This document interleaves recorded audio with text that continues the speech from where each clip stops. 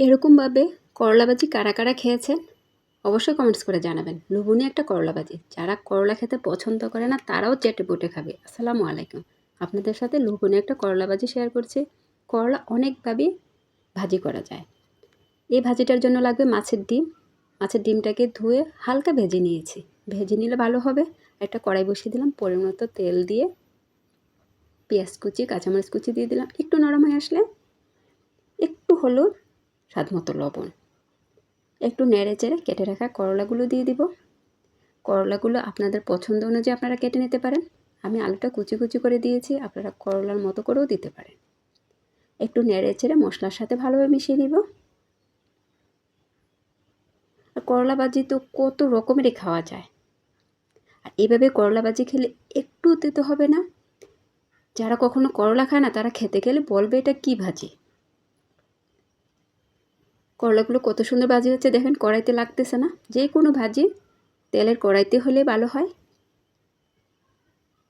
করলাটা অর্ধেক হয়ে আসছে, ডিমটি অ্যাড করে দিলাম। এই কড়াইটা আমার যতই তেলের কড়াই হোক না কেন, ডিমটা দেওয়ার পরে মনে হচ্ছে কড়াইতে লেগে যাচ্ছে, ভাজিটা ভালোভাবে করতে পারবো না, তাই কড়াইটা আমি চেঞ্জ করে নিলাম।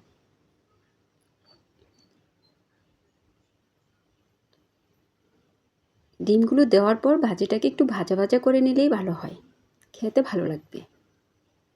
কড়াইটা চেঞ্জ করে নিলাম। এই কড়াইটা কালো হলো আমার কাছে খুবই ভালো লাগে। সব কিছু সুন্দরভাবে ভাজা ভাজা করা যায়, এরকমভাবে ভাজিটা করতে হবে। ভাজিটা হয়ে আসছে, কিছু ধনিয়া পাতা দিয়ে দেব।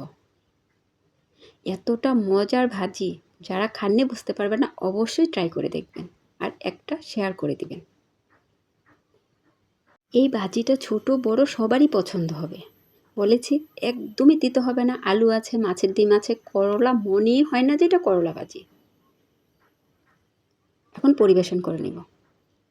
এতক্ষণ ভিডিওটা দেখার জন্য অসংখ্য ধন্যবাদ। আপনাদের মাঝে আবারও চলে আসব নতুন এক ভিডিও নিয়ে। ততক্ষণ সবাই ভালো থাকবেন। আল্লাহ হাফেজ।